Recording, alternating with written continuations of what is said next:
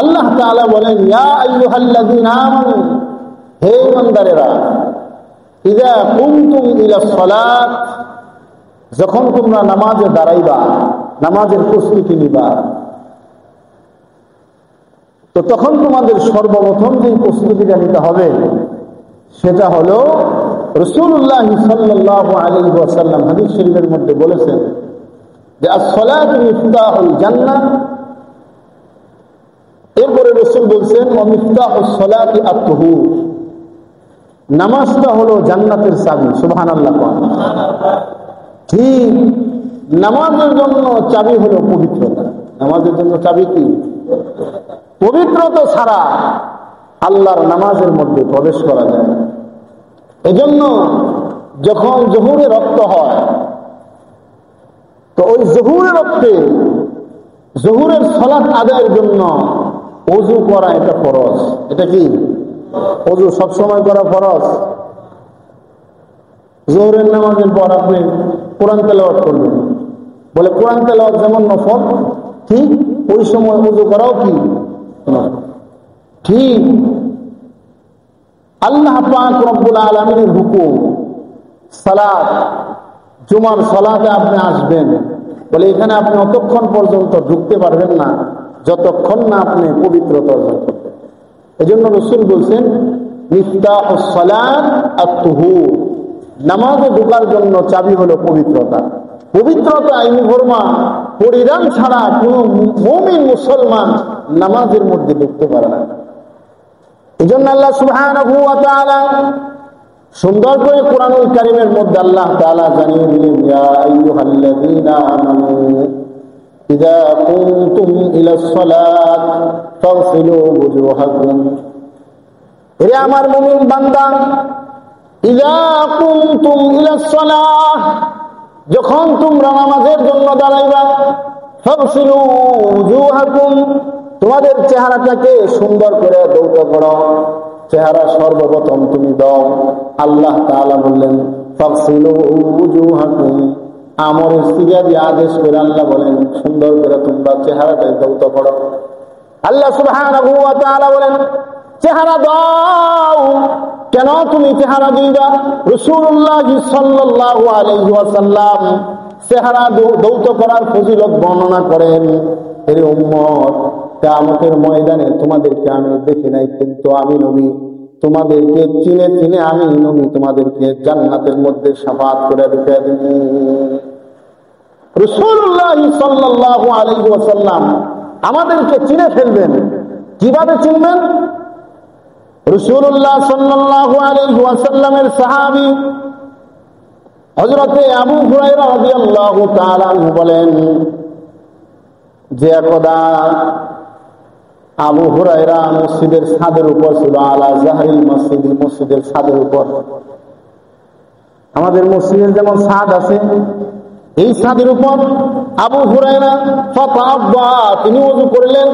فقال إني سمعت رسول الله صلى الله عليه وسلم يقول, রাসূলুল্লাহ সাল্লাল্লাহু আলাইহি ওয়াসাল্লাম থেকে আমি এমন এমন শুনেছি। একজন সাহাবী নুঈম ইবনে মুজরিম, তিনি বলেন আমি আবু হুরায়রাকে দেখলাম, আবু হুরায়রা মসজিদের ছাদে ওযু করতেছে এবং তিনি আমাকে বললেন, ওগো নুঈম, আল্লাহর নবী এইভাবে আমি নবী করিম সাল্লাল্লাহু আলাইহি ওয়াসাল্লামের জবানে বলতে শুনেছি। নবী কি বলছেন? নবী বলছেন ইন্না উম্মতি ইউদআউনা ইয়াউমাল কিয়ামা, আল্লাহু আকবার বলেন, আমি আমার উম্মতদেরকে কিয়ামতের ময়দানে ডাকবো।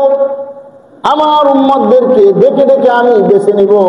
কেমনে বেচবো? গুরুন মুআজ্জিনিনা মিন আসারিল ওযু, আল্লাহু আকবার বলেন। আল্লাহ সুবহানাহু ওয়া তাআলা বলেন, রাসূলুল্লাহ সাল্লাল্লাহু আলাইহি ওয়াসাল্লাম বলেন কিয়ামতের দিন হাবিবে কিবরিয়া আমাদেরকে ডেকে ডেকে নেবেন। গুররান মুআজ্জিলিনা মিন আসারিল ওযুই, আল্লাহর নবী সরওয়ারে কায়নাত বলেন, ও আমার উম্মত, আমি তোমাদেরকে ডেকে ডেকে জান্নাতে নিয়ে যাব। কি দেখে ডাকবে? বলে তোমরা যে নামাজের মধ্যে ঢুকছিলে একটা ইনফরমা পড়ে, মিফতাহুস সালাত, মিফতাহুস সালাতি আত-তুহুর, জুহুর নামক ইউনিফর্মা পরে তোমরা মসজিদে ঢুকছো, নামাজের জন্য ঢুকছো। গোররান মুয়াজ্জিনিন, হাবিবে কিবরিয়া বলেন মিন আসারিল ওযুই, তোমরা যে ওযু করছো ওই ওযুর স্থানগুলো এরকম উজ্জ্বল হয়ে এরকম তারকারাজির মতো চমকাইতে থাকবে। আমি নবী ওইটা দেখা দেখে তোমাদেরকে ডাইকে ডাইকে হাসরের ময়দানে জান্নাতে লয়ে যাব। সুবহানাল্লাহ। তো আসতে ওযুর জায়গাগুলো চমকাইতে থাকবে। বিজলি যেমন চমকায়, সূর্য যেমন চমকায়, ঠিক এরকম চমকাইতে থাকবে। রাসূল বলেন ফামান ইসতাতা মিনকুম আন ইউতিলা গুররাতাহু, অতএব তোমাদের কেউ যদি সক্ষম হয় সে যেন তার এই উজ্জ্বলতাকে, তার চমকানোকে বাড়াইতে থাকে। ফালিয়াফাল, সে যেন এই কাজ করে। তাহলে বেশি বেশি ওযু করা, বেশি বেশি কি করা? ওযু কিভাবে করব? আল্লাহ তাআলা বললেন ফাগসিলু ওয়ুজুহাকুম ওয়া আইদিয়াকুম ইলাল মারাফিক। আল্লাহ সুবহানাহু ওয়া তাআলা বললেন, এই আমার গোলাম, তোমরা সর্বপ্রথম মুখটা সুন্দর করে ধুইবা, এরপরে উভয় হাত সহ ধুইবা। এক নাম্বার কি ধুতে করতে হবে? এক নাম্বার কি দিবেন? ঘুমাইতেছে সব। এক নাম্বারে কি দিবেন?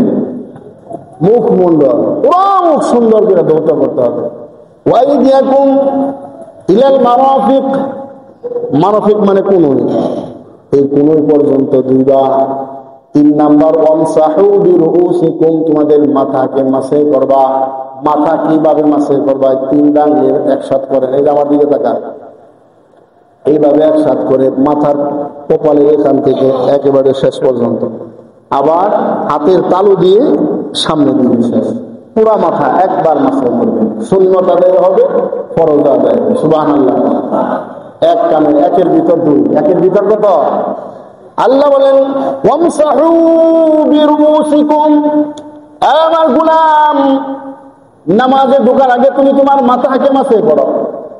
ওয়ারজুলাকুম ইলাল কাবাইন, তুমি তোমার পাকে কাটনো পর্যন্ত সুন্দর করে দাও। এই 4টা বিধান আল্লাহ তাআলা কোরআনুল কারীমের মধ্যে দিয়ে দিলেন। এই 4 অঙ্গ, 4 অঙ্গের মধ্যে 3 অঙ্গ ধৌত করা ফরজ, 1 অঙ্গ মাসে করা ফরজ। সুবহানাল্লাহ। তাহলে ওজুর মধ্যে ফরজ কয়টা? জোরে বলেন কয়টা? আজকে মাসালায় পড়েন, জোরে বলেন কয়টা ওজুর মধ্যে ফরজ? 1 নাম্বার কি? জোরে জোরে। সমস্ত মুখ ধৌত করা, সমস্ত মুখ। 2 নাম্বার কি? হাতের কুড়ি সহ। 3 নাম্বার মাথা মাসে। 4 নাম্বার, এটা কি জীবনে ভুলবো? আর যদি কেউ জিজ্ঞাসা বলেন তো ওজুর ফরজ কয়টা, তাহলে কি কোনো আগে হাত ধোয়া, কুলি করা, নাকে পানি দেওয়া, এটা বলবো? হ্যাঁ, তাহলে 1 নাম্বার ওজুর ফরজ কি? জোরে কয় না। তাফসীর ইবনে কাসিরের মধ্যে লেখেন আল্লাহ উম্মতের উপর কত দয়াবান, আল্লাহু আকবার বলেন। তাফসীর ইবনে কাসিরের মধ্যে একটা হাদিস আছে, হযরত ওমর রাদিয়াল্লাহু তাআলা আনহু থেকে বর্ণিত। তিনি বলেন, মুসনাদ আহমদের মধ্যে হাদিসটা আছে, রাসূলুল্লাহ সাল্লাল্লাহু আলাইহি ওয়াসাল্লাম মক্কা বিজয়ের আগ পর্যন্ত প্রত্যেক নামাজের জন্য রাসূল ওযু করতেন। ওযু করা ফরজ ছিল, কিন্তু আমাদের জন্য এত সহজ করে দিয়েছেন, কোন শক্তিমান পুরুষ বা মহিলা যদি থাকে জোহরের ওযু দিয়ে এশা পর্যন্ত করতে পারে। সুবহানাল্লাহ। আমাদের ইমামুনা ইমামুদ দুনিয়া নুমান ইবনে সাবিত রাহিমাহুল্লাহ, ইমামে আবু হানিফা রাহমাতুল্লাহ আলাইহি এশারের ওযু দিয়া ফজরের নামাজ পড়তেন। 1 আর 2 দিন না, 40 বছর যাবত এশারের ওযু দিয়া ফজরের নামাজ পড়ছে। আমাদের মতো নাক ডাকে খালি ঘুমায় নাই। আমরা তো ঘুম পারি না, ফেসবুকের মধ্যে লিপ্ত হয়ে যায়, নাহলে পুরার কাজে লিপ্ত হয়ে যায়। ইমামে আবু হানিফা রাহমাতুল্লাহ আলাইহি সারা রাত আল্লাহর দরবারে কাঁদতেন, আর বলতেন, আল্লাহ, একটা আয়াত একদিন সূরাতুল ইয়াসিন, ওয়ামতাজুল ইয়াউমা আইয়ুহাল মুজরিমুন, ওয়ামতাজুল ইয়াউমা আইয়ুহাল মুজরিমুন, এই আয়াত রাত দাঁড়িয়ে দাঁড়িয়ে তাহাজ্জুদে পড়তেছে আর কাঁদতেছে, আল্লাহ হাসরের ময়দানে যদি তুমি আমি নুমানকে বলো, এই নুমান তুমি আমার মুমিনদের কাতার থেকে বাইর হয়ে যাও, তাহলে আমার কি উপায় হবে? একটা আয়াত পড়ে পড়ে সারা রাত কান্নাকাটি করতে নামাজের মধ্যে কাঁদতেছে, আর এভাবে ফজর হয়ে গেছে। এক আয়াত তাদের নামাজের মধ্যে একগ্রতা কত ছিল, সুবহানাল্লাহ। আর আমাদের নামাজও ঠিক হয় না। নামাজ ঠিক হবে তো ওযুই তো ঠিক হয় না। 1000 মুসলমানকে যদি সামনে খাড়া করে দেওয়া হয়, যদি বলা হয় ওযুর ফরজ গুলো বলেন তো দেখি, মুশকিল হয়ে যাবে 50 জন মুসলমানকে বেছে বের করা যারা সুন্দর করে ওযুর ফরজ গুলো ফটাফট বলে দিতে পারবে। কথা ঠিক না ঠিক? যারা আওয়াম মাদ্রাসায় পড়ে নাই, তাবলীগে যায় নাই, বা কোনো আল্লাহওয়ালা সোহবতে যায় না, এমনি স্বাভাবিক টুকটাক নামাজি, এমন ব্যক্তিদের 1000-এর মধ্যে 50 জনকে বাঁচা, অথচ মুসলমান। ওযুর ফরজটা মাত্র 4টা ফরজ, এটা সুন্দর করে একটু বলেন, পাওয়া যাইব? কথা কয় না, খুবই মুশকিল। এজন্য মুহতারাম হাজিরিন, আল্লাহ সুবহানাহু ওয়া তাআলা আমাদের জন্য কত সহজ করে দিয়েছেন। হযরত ওমর রাদিয়াল্লাহু তাআলা মক্কা বিজয়ের পরে রাসূল করিম সাল্লাল্লাহু আলাইহি ওয়াসাল্লামকে দেখলেন। এক ওযু দ্বারা রাসূল সাল্লাল্লাহু আলাইহি ওয়াসাল্লাম যোহর করলেন, আসর করলেন, মাগরিব করলেন। হযরত ওমর রাদিয়াল্লাহু তাআলা জিজ্ঞাসা করলেন, ওবাল নবী আপনি কি ওযু করলেন না? আল্লাহর নবী বলেন, ওমর আমি ভুলি নাই। আল্লাহু আকবার কয় না? ওগো ওমর আমি ভুলি নাই। আল্লাহ সুবহানাহু ওয়া তাআলা মুসলমানদের বিজয়ী দিছে, আর মুসলমানদের জন্য দিন সহজ করে দিছে। ইন্নামাল উসরি ইউসরা, আল্লাহ কঠিনকে সহজ করেনওয়ালা। বান্দার উপর সব সময় আল্লাহ সহজ চায়, কখনো বান্দার জন্য কঠিন চায় না। এজন্য হাজারো গুনাহ করলে আল্লাহ কয় আয়, মাগফিরাতের দরজায় আল্লাহ দাঁড়িয়ে বলে আয়, এই গোলাম কোন দরজা দিয়ে ঢুকো, আসো আমি আল্লাহ তাআলা তোমারে মাফ করে দিই, কারণ আমি আল্লাহ সহজ চাই। যখনই গোলাম আল্লাহর দরবারে চলে আসে তো আল্লাহ তাআলা তার জীবনের গুনাহগুলো মাফ করে দেন। ইন্নাদ দীন ইউসরা, হাদিসের মধ্যে আছে দিন খুব সহজ, কিন্তু আমরা দিনকে ব্যাপক কঠিন করে ফেলছি, ব্যাপক কঠিন। এজন্য মুহতারাম হাজিরিন, এই উম্মতের উপর সরকারের দুজার খাতির আল্লাহ সুবহানাহু ওয়া তাআলা দিনকে কত সহজ করে দিয়েছেন। আগে সাহাবীদের জামানায়ও পানি নাই, তারপর প্রত্যেক ওয়াক্তে ওযু করতে হতো। আল্লাহ সুবহানাহু ওয়া তাআলা আমাদের জন্য এমন সুন্দর বিধান দিয়ে দিলেন, জোহরের ওযু তুমি করছো, এই ওযু যদি নষ্ট না হয়, এই যদি কোরআন তেলাওয়াত করবা, আর নফল নামাজ পড়বা, আসর পড়বা, মাগরিব পড়বা, ইশা পড়বা, তুমি যদি তোমার ওযুকে ধরে রাখতে পারো ফজর পর্যন্ত তুমি পড়তে পারবে, কোনো অসুবিধা। সুবহানাল্লাহ বলেন না? তাহলে ওযু করলে লাভ কি? 1 নাম্বার, ওযু করলে লাভ শারীরিক লাভ, যেটা ওযু করলে আপনি বিভিন্ন রোগ থেকে মুক্তি পাবেন। সুবহানাল্লাহ পড়েন। হাত মুখ সব সময় ধৌত করা হচ্ছে।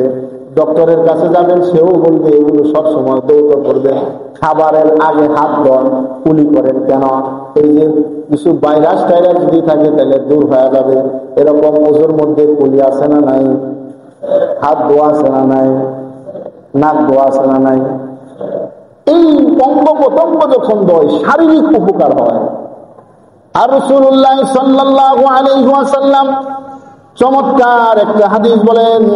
হাবিবে কিবরিয়া মুহাম্মদুর রাসূলুল্লাহ সাল্লাল্লাহু আলাইহি ওয়াসাল্লামের একজন সাহাবী আন আমর ইবনে আবাসা রাদিয়াল্লাহু তাআলা আনহু قال يقول قلت يا رسول الله, আমর ইবনে আবাসা বলেন, يقول قلت يا رسول الله, আমি আল্লাহর নবীকে জিজ্ঞাসা করলাম, ও আল্লাহর নবী, কাইফাল ওযু, ওযু করলে কি লাভ হবে? আপনি যদি আমাকে একটু বলে দিতেন ওযু করলে কি লাভ হয়। হাবিবে কিবরিয়া বলেন, ক্বালা আমাল ওযু ফাইন্নাকা ইযা তাআদ্দাত ফাগাসালতা কাফাইকা فأنقيتهما خرجت خطاياك من بين أسفارك وأناملك سبحان الله রাসূলুল্লাহ সাল্লাল্লাহু আলাইহি ওয়াসাল্লাম আমর ইবনে আবাসাকে বলেন, ও আমার সাহাবী, যখন তুমি ওযু করো ফাগাসালতা কাফাইকা, যখন তুমি তোমার উভয় হাতে এই কবজি সহ দাও, ওযুর মধ্যে উভয় হাতের কবজি সহ দিতে হয় না, উভয় হাতের কবজি সহ যখন দাও, আনকাইতাহুমা খারাজতা খাতায়াকা মিন বাইনি আযফারিকা, তখন এই কবজি সহ দোয়ার যখন তুমি দৌত করো, তোমার চারির ভিতর থেকে গুনাহগুলো এরকম পানির ফোঁটার সাথে জড়তে থাকে। আযফার নখের দিয়ে এরকম ওযুর পানির ফোঁটার সাথে আপনার এই হাতের কবজির মধ্যে জোহরের আগ পর্যন্ত যত গুনাহ হয়েছে এই ওযুর মধ্যে ঢোকার কারণে এই হাতের গুনাহটা এরকম ঝরতে থাকে। সুবহানাল্লাহ। ওয়া আনামিলাকা, এবং তোমার আঙ্গুলির মধ্যে যত গুনাহ সব ঝরতে থাকে। হযরত মুহাম্মদুর রাসূলুল্লাহ সাল্লাল্লাহু আলাইহি ওয়াসাল্লাম বলেন, ফাইদা মাজমাজাতা ওয়াস্তানশাকাতা, যখন তুমি কুলি করো, তোমার মুখে যদি কোনো গুনাহ হয়ে যায়, আমার মুখে গুনাহ হয় না, এই জবান দিয়ে কত গালি দেই, জবান দিয়ে কত অশ্লীল কথা বলি, নাক দিয়ে বিভিন্ন জিনিসের জ্ঞান লই, নাকের গুনাহ নাই? এই যে ওভার ট্যাবলেটের উপর নাক দিয়ে ফুঁকবে নাকি, তাহলে এটা নাকের গুনাহ হইব না? নাকের আল্লাহ সাইজ করবো, বসি লাগিয়া টানবো, এই নাক দিয়ে যে নিতেছে শ্বাস, বিড়ি মুখ দিয়ে নাক দিয়ে বাই করে, আছে না এরকম? এই যে নাকের গুনাহ, ওযু দিয়ে মধ্যে নাক দিয়ে পানি দিলেন, তো নাকের ভিতর থেকে সব গুনাহগুলো পটপট করে এরকম ঝরতে থাকবে। সুবহানাল্লাহ। রাসূলুল্লাহ সাল্লাল্লাহু আলাইহি ওয়াসাল্লাম বলেন, ওয়াগাসালতা ওয়াজহাকা, যখন তুমি তোমার চেহারা দাও, চেহারার মধ্যে যত গুনাহ হয়, চেহারারও গুনাহ আছে। কেমনে গুনাহ হয়? এই চোখ দিয়ে বিভিন্ন বেগানা নারীর দিকে নজর যায়।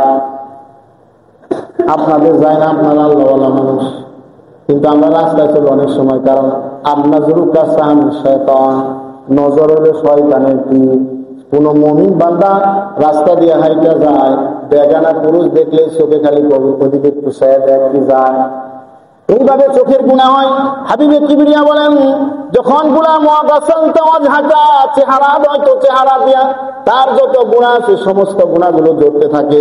ওয়াইদিয়াকা ইলাল মারাফিকাই, এরকম উভয় হাতের কোন পর্যন্ত যখন বান্দা দেয়, এই এতটুকুনের মধ্যে যত গুনাহ হয়েছে সমস্ত গুনাহগুলো জড়তে থাকে। ওয়া মাসাহাতা রাসাকা, মাথার মধ্যে যদি কোনো গুনাহ থাকে, মাসে করার দ্বারা এরকম আল্লাহ পাক রব্বুল আলামিন গুনাহগুলো সরিয়ে দেন। ওয়াগাসালতা রিজলাইকা ইলাল কাবাইন, বান্দা যখন উভয় পাও দেয় টাকু সহ, এই টাকু সহ পাও দেওয়ার কারণে বান্দার পায়ের গুনাহগুলো সরে যায়। ইগতাসালতা মিন আম্মাতি খাতায়া, সুবহানাল্লাহ বলেন।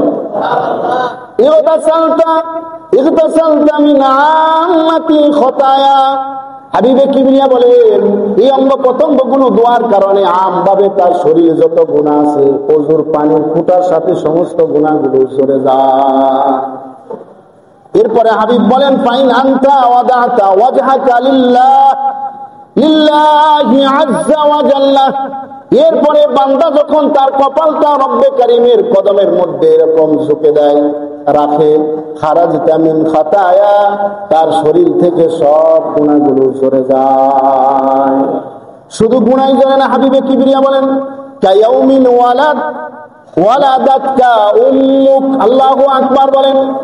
বান্দা যখন সুন্দর করে ওযু করে সে মসজিদে আসে, আসার পরে যখন কপালটা রবের সামনে এরকম নত করে দেয়, সেজদা করে, হাবিবে কিবরিয়া বলেন, মনে হয় যেন সবে মাত্র সে তার মার গর্ভের থেকে ভূমিষ্ঠ হলো। মার গর্ভের থেকে আসলে যেমন তার কোনো গুনাহ থাকে না, সেম কোন মুমিন বান্দা সুন্দর করে ওযু করার পরে যখন সেজদা করে, কি করে, তার শরীরে তখন আর কোনো গুনাহ থাকে। সুবহানাল্লাহ, জোরে বলেন। তার শরীরে তখন আর কোনো গুনাহ থাকে না। সুবহানাল্লাহ। এজন্য ওযুকে সুন্দর করা চাই। ওযুকে কি করা চাই? আল্লাহ যেভাবে বলছেন, ফাগসিলু উজুহাকুম ওয়া আইদিয়াকুম ইলাল মারাফিক ওয়ামসাহু বিরুসিকুম, ওয়া আরজুলিকুম ইলাল কা'বাইন। এই যে ওযুর 4টা ফরজ, এই ফরজ 4টা আমরা পারবো না ইনশাআল্লাহ? সবাই পারবো না ইনশাআল্লাহ? মুখ ধোয়া, উভয় হাত কোনই পর্যন্ত মাসিহি করা, উভয় পা টাকনু পর্যন্ত ধোয়া কি ফরজ। এই 4টা যদি আপনি ঠিক মতো আদায় করেন, বাকি কুলি যদি কেউ না করে, ওযু হবে কিন্তু সুন্নতের বরখিলাফ হবে। সুন্নত তরিকা ওযু না করলে আমলের স্বাদ পাওয়া যায় না। এজন্য ইমামগণ ওযুর সুন্নত বলে দিয়েছে, সুবহানাল্লাহ বলেন। ওযু ভাঙ্গের কারণ একদিনে তো আর এগুলো বলা সম্ভব না। আমরা প্রত্যেকেই ছোট ছোট মাসালার বই আছে, অন্তপক্ষে আমার নামাজটা যাতে শুদ্ধ হয় এজন্য ওযুর মাসালাগুলো, নামাজের মাসালাগুলো আমাদের জানা দরকার কিনা বলেন। আমি আলেম না, কিন্তু আমার ওযুর মাসালাটা আমার শিখা লাগবে কিনা। হাজারো নামাজি মুসল্লি আছে ওযুর ফরজ জানে না, গোসলের ফরজ জানে না, ওযু কখন ভাঙ্গে এটাও জানে না, ওযু কখন সুইটা যায় এটাও জানে না। এগুলো জানা লাগবে কিনা বলে। কারণ আপনার যদি ওযু ঠিক না হয় তাহলে আপনার নামাজও ঠিক হবে।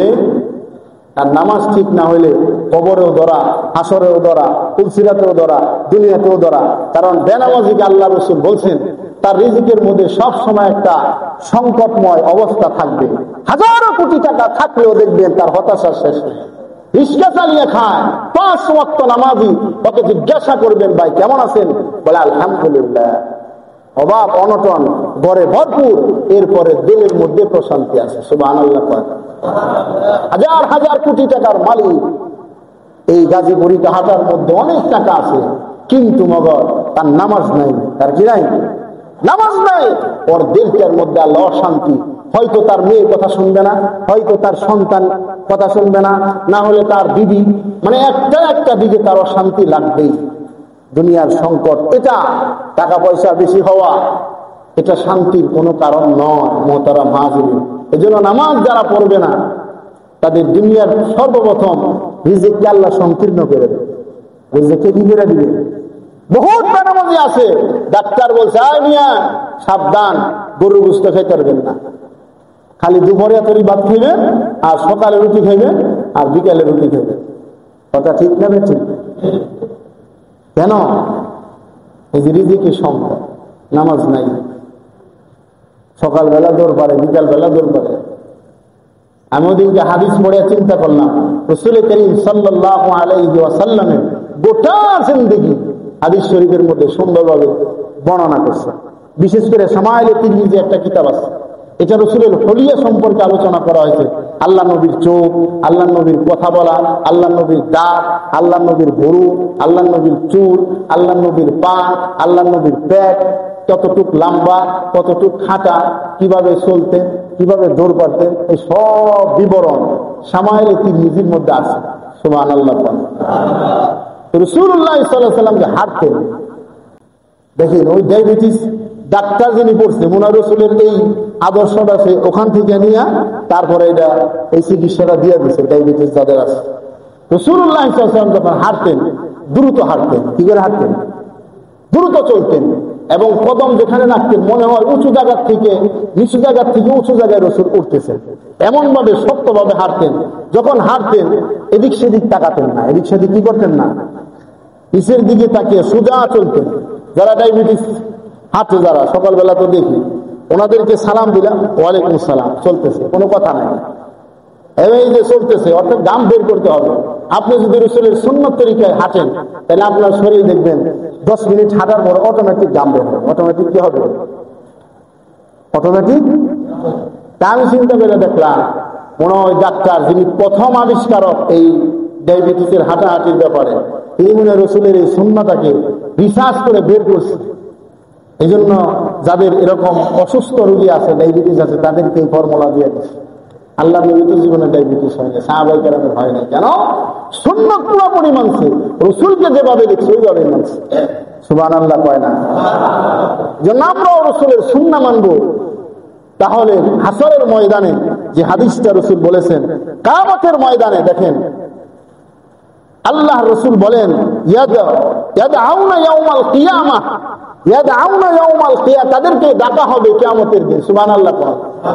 তারা গুররুল মুআজ্জিলিন, যাদের ওযুর অঙ্গগুলো এরকম চমকাইতে থাকবে, ঝিলমিল করতে থাকবে, যারা নামাজি, কারণ নামাজির জন্য ওযু লাগে। নামাজির জন্য কি লাগে? কোরআন তেলাওয়াত করবে তো ওযু করতে হবে, সুন্নাত করবে তো ওযু করতে হবে, নফল ইবাদত করবে তো ওযু করতে হবে। তো নামাজ ওযু করে, এই ওযু করার দ্বারায় এই 5 বেলা যখন ওযু করবে, এভাবে তার 50 বছর, 60 বছর, 70, 90 বছর হায়াত পেয়ে যখন এই ওযু করে, আর ওযু করে যখন কবর বেঁচে যাবে, কবরে হাসরের ময়দানে যখন উঠবে, এরকম তার ওযুর অঙ্গগুলো এরকম চমকাইতে থাকবে। আমরা চাই না যে হাসরের ময়দানে আমাদের ওযুর অঙ্গগুলো এরকম চমকাক। আর হাবিবে কিবরিয়া মুহাম্মদ আরবি সাল্লাল্লাহু আলাইহি ওয়াসাল্লাম, যাকে আমরা দেখি নাই, তিনি আমাদেরকে দেখেন নাই, উনি আমাদেরকে যাতে করে প্রথম দেখায় চিনে ফেলেন, এই আশা ভরসা আমাদের আছে না? এই আশা করে বসে থাকলে হবে না? প্রত্যেক ওয়াক্তে ওযু করতে হবে। হ্যাঁ, করবো তো ইনশাআল্লাহ। প্রত্যেক ওয়াক্তে আল্লাহ তাআলা আমাদেরকে মসজিদে এসে সুন্দর করে ওযু করে নামাজ পড়ার তৌফিক দান করেন, বলেন আমিন। সুন্দর একটা হাদিস। এবং অনেকে যারা বন্ড আছে, বন্ড আছে না কিছু দরবারের মুরিদ বাবার, এরা কয় পাত দিলে ওযু করবো কে? দলিল কি? যদিও ভাষাটা একটু, বায়ু দিলে কেন ওযু করবে? মুহাম্মদ রাসূলুল্লাহ সাল্লাল্লাহু আলাইহি ওয়াসাল্লাম বলেছেন এই জন্য করবা, মুহাম্মদ সাল্লাল্লাহু আলাইহি ওয়াসাল্লাম করেছেন এই জন্য করবা। হাদিস শরীফের মধ্যে আছে, বুখারী শরীফের 137 নম্বর হাদিস। কয় নম্বর হাদিস? 137 নম্বর হাদিস। রাসূলুল্লাহ সাল্লাল্লাহু আলাইহি ওয়াসাল্লাম প্রাণপ্রিয় সাহাবী আবু হুরায়রা তিনি বয়ান করেন, লা তুকবালুস সালাত মান আহদাসা হাত্তা ইয়াতাআদ্দা, যে নামাজ কবুল হবে না ওই ব্যক্তি, যেই ব্যক্তির হদস হয়েছে, যেই ব্যক্তির গিয়েছে হাদাস। সাহাবায়ে কেরাম বলেন, আপনারা কি হাদাস বুঝছেন? অনেকে খুব হাদা পাতা না, হাদাস। সাহাবায়ে কেরাম জিজ্ঞাসা করা, অরাজুলুন মান মিন হাজরামাতিল মাউত, একটা এলাকা হাজরামাল মাউত, এই এলাকা থেকে এক লোক আইছে, রাসূলকে সে বলতেছে, ইয়া আবু হুরায়রা, আবু হুরায়রাকে জিজ্ঞাসা করতেছে, রাসূলের সাহাবী, উনি আল্লাহর নবী থেকে হাদিস বয়ান করছেন।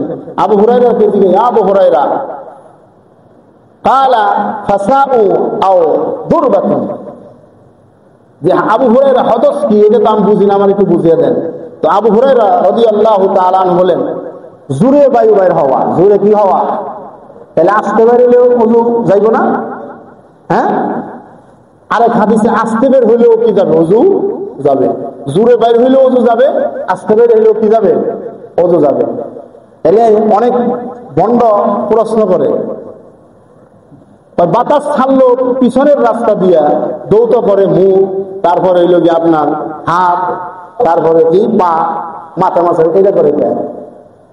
আচ্ছা বলেন, কারো যদি ওযু না থাকে তাহলে সে কি করবে? কথা বলেন, ওযু করবে। আর ওযু করবে কিভাবে? তার মন মতো না কোরআনের মন মতো? আল্লাহর মন মতো, আল্লাহর মর্জি মতো, তার নিজের মর্জি মতো করবে। আল্লাহ বলছে, তোমার যদি বায়ু বাইর হয় তাহলে তুমি আগে মুখ দিবা, কি দিবা? কথা কয় না। এরপরে হাত দিবা, এরপরে মাথা মাসে করবা, এরপরে পাও দিবা, তারপরে মসজিদে যা নামাজ পড়বা। আল্লাহ যদি বলতো তোমার বায়ু বাইর হওয়ার পরে তুমি তোমার পিছনের রাস্তাটা ভালো করে ধুইবা, তাইলে আমরা অবশ্যই পালন করতাম। কথা ঠিক না? রাসূলুল্লাহ সাল্লাল্লাহু আলাইহি ওয়াসাল্লামের সাহাবী হযরত আবু হুরায়রা বললেন, জোরে যদি বাতাস বের হয় তাহলে তুমি তোমার ওযু শেষ। এটাকে হদস বলে। হদস হলে লা তুকবালুস সালাত, তোমার নামাজ কবুল হয় না। অতএব হদস যখন হয়ে গেছে, এখন হদস থেকে পবিত্রতা অর্জনের জন্য ওযু করতে হবে। কিভাবে করবা? সূরাতুল মায়েদার 6 নম্বর আয়াতের প্রথম 2 লাইন ভালো করে পড়া সুন্দর মতো তুমি ওযু করবা। এটা হলো ফরজ। আর পুরোপুরি রাসূলের সুন্নাত তরিকায় যদি তুমি ওযু করতে চাও, তাহলে আবু হুরায়রা কিভাবে ওযু করছেন ঠিক ওইভাবে তুমি ওযু করবা। তাইলে আর তোমার মধ্যে সংশয় আর কোনো প্রশ্ন থাকবে? তাহলে এই প্রশ্ন জীবন আর আসবে আমাদের? বায়ু বাইরে পিছন দিয়া কেন মুখ দন? এটা বন্ডরা অনেক সময় জিগায় না, অনেক বন্ডরা জিগায় মারফতের, কয়টা মারফতের কথা। মারফতের কি হলো? শরীয়ত তো স্পষ্ট, আল্লাহ ডাইরেক্ট হয়ে দিছে, বায়ু বাইরে হলে তুমি মুখ দিবা, এনে কোনো মারফত নাই, কি নাই? জোরে কথা পায় না, মারফত দরকার নাই। শরীয়ত ভালো করে বুঝেন, মারফত দেখবেন কলবের মধ্যে এমনি চলে আসবে। আল্লাহ সুবহানাহু ওয়া তাআলা আমাদের সকলকে, আজকে যে ওযুর ফরজ নিয়ে আলোচনা করা হলো, আল্লাহ তাআলা আমাদের সকলকে সুন্দরভাবে ওযু করে ওযুর ইউনিফর্মা পরে সালাতের মধ্যে প্রবেশ করার তৌফিক দান করেন। দেখবেন ওযু যার যত সুন্দর হবে নামাজ সুন্দর হবে, নামাজ সুন্দর হবে, আখলাক সুন্দর হবে, আমল সুন্দর হবে, মুআমালাত মুআশারাত যা আছে সব সুন্দর হবে। আল্লাহ তাআলা আমাদের সকলকেই সর্বপ্রকার গুনাহ থেকে বেঁচে থেকে সুন্দর মতো ওযু করে নামাজ পড়ার তৌফিক দান করেন, আমিন।